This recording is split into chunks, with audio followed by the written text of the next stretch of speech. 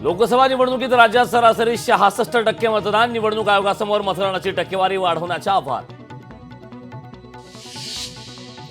कोल्हापूर जिल्ह्यातील 3452 मतदान केंद्रापैकी 2090 केंद्रावर वेबकास्टिंगद्वारे निवडणूक विभागाची नजर. जिल्हाधिकारी अमोल येडगे यांच्याकडून संनियंत्रण कक्षाची पाहणी. लोकशाहीचा उत्सव राबवण्यासाठी जळगाव प्रशासन सज्ज. सातपुड्याच्या अतिदुर्गम भागात असलेल्या गारबर्डी मतदान केंद्रावर प्रशासनाची तयारी पूर्ण.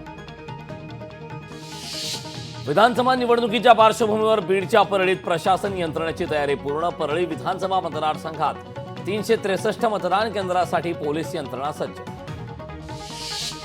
अंबरनाथमध्ये शासकीय यंत्रणा मतदानासाठी सज्ज. अंबरनाथ विधानसभेत एकूण 339 पोलिंग बूथ. सुमारे 2500 कर्मचारी मतदानासाठी सज्ज.